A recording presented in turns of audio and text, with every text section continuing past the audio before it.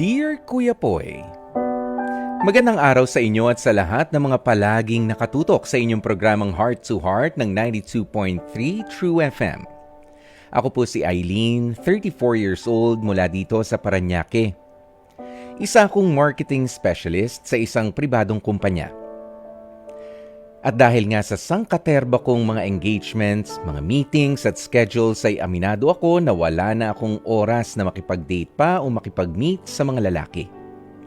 Kaya nga sa tuwing may mga family gatherings kami ay palagi akong pinupulutan at inuulan ng mga kantsawan. Pinayuhan din ako ng kaklose kong tiyahin na kung ayaw ko raw talagang mag-asawa, ay better daw siguro na kahit papaano ay magkaroon na lamang daw ako ng anak. Dahil para kahit papaano raw ay may maging kaagapay ako sa aking pagtanda at may makasama at mag-aalaga rin sa akin. Kuya Poy, sinubukan ko naman na makipag-date at nagkaroon din naman ako ng boyfriend noon pero hindi talaga umuubra. Kasi ayaw ko ng ugali ng lalaking nakadate ko ng mahaba-habang panahon.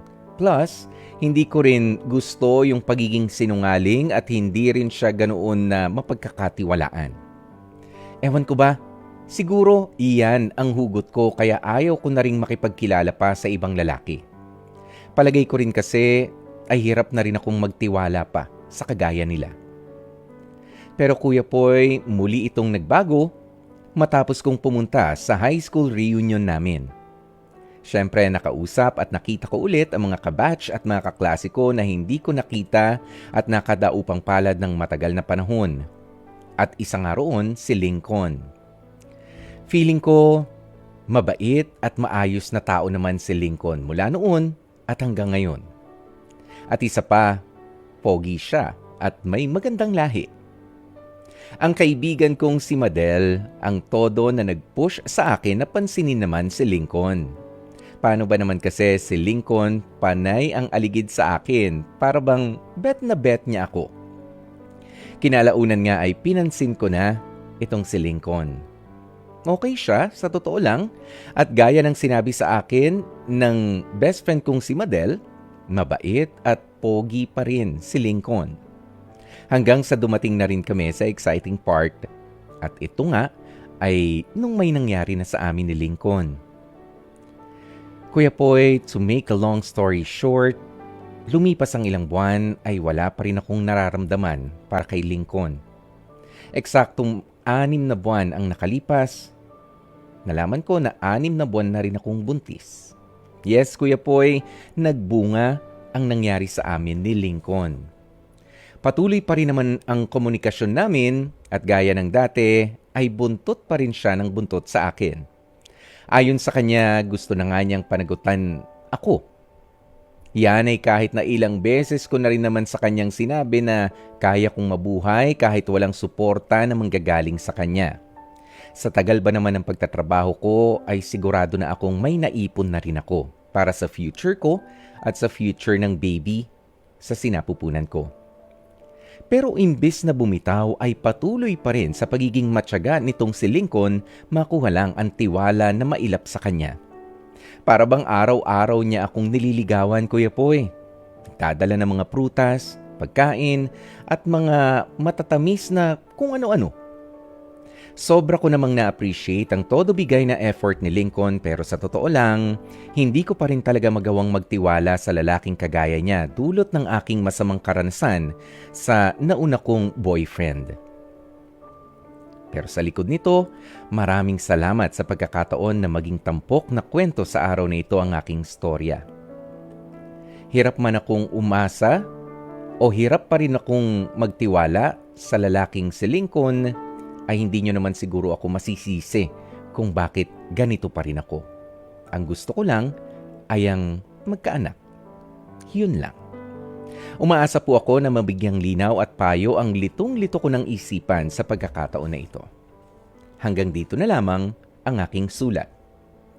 Lubos na gumagalang, Eileen. Dear Kuya Poy, Ayun na nga, Eileen. Yan po ang kwento na ating natunghayan ngayon dito sa ating Dear Kuya Poy. Unang-una pag-usapan lamang po natin yung pamemreasure ng iba nating mga kamag-anak, mga kaibigan na mag-asawa ka na, mag-anak ka na, mag-jowa ka na, magganito, magganyan ka na. Uy, tigilan nyo yan. Lalo na kapag yung feeling nyo ay nahuhuli lang sa o kaya medyo nagkakaedad na ang mga kaibigan nyo, na mapababae o mapalalaki. Walang dapat na namemreasure sa kanila dahil mahirap din naman na sila ay maghanap ng mabilisan at mapunta sa maling tao.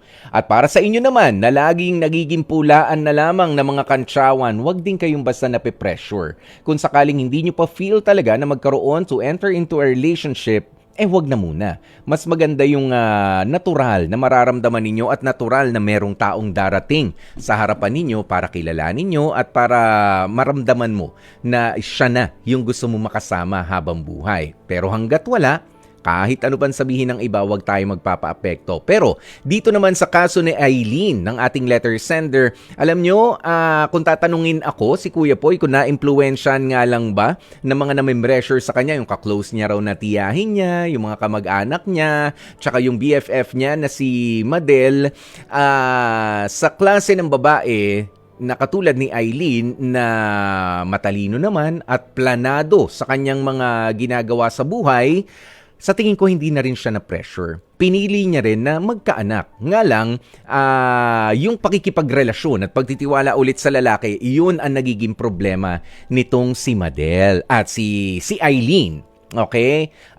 Yun eh. Hindi talaga doon sa pagkakaroon ng pamilya ang problema niya. Doon lang sa pakikipagrelasyon. Pero alam mo, Eileen, at sa mga katulad ni Eileen, pinili mo naman na rin itong si Lincoln na maging ama ng anak mo, bakit hindi mo rin siya bigyan naman ng pagkakataon? Sabi mo nga, maayos namang tao itong si Lincoln. Lagi kang inaalalayan, inaalaala, lagi siya nandyan. Hindi naman sabi mo nga, nakukulitan ka na sa pagbubuntis mo siya naman yung ama niyan Ayan, pero ito pakatandaan mo na wala namang sino man talaga ang nabubuhay ng para sa sarili lang. No man is an island. Kasama kayong mga woman. No woman is an island. The fact na nagtiwala ka kay Lincoln, ibinigay mo ang katawan mo sa kanya, pinagkatiwala mo na sa kanyang binhi manggaling ang pagpapatuloy ng iyong lahi, gives us the impression na masusi mo ring pinili itong si Lincoln na hindi pa pwedeng kung sino-sino na lang dyan, basta magkaroon ka ng baby. Hindi ako naniniwala. Masyado kang planado, masyado kang maayos na tao para ganun na lang. Ikaw pa, na alam namin kung ano ang gustong gawin sa buhay. Gusto magtrabaho, laging mga nakaplano, ganyan. 'Di ba? Kaya wag mong sabihin na, hindi, gusto ko lang talaga mag-anak. Lincoln must have been really very special to you. Alisin mo lamang siya, Ito lang yun Alisin mo lang siya doon sa aninong iniwan ng maling lalaki na dumaan sa buhay mo noon. Magiging maayos din ang lahat. Why don't you give Lincoln the chance? Hindi lang para maging tatay doon sa batang nasa sinapupunan mo, kundi para maging maayos din na partner para sa'yo.